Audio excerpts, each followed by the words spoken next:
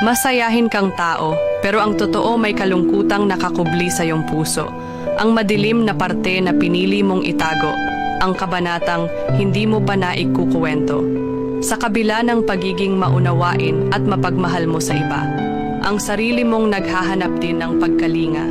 Hindi ka mapanghangad, gusto mo lang din maramdaman kung paano ang ingatan, kung paano ang pahalagahan hanggang sa katapusan.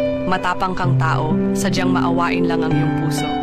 Madali kang magpatawad, gaano man kalalim ang sugat na idinulot sa iyo ng mundo at ng tao.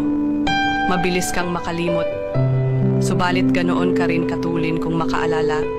Palangiti kang tao kahit kanino. May pananaw na positibo, subalit ang totoo, malapit ka na ring sumuko. Madalas, kung sino pa ang malalim ang pagkatao, sila rin ang may mababaw na luhang madaling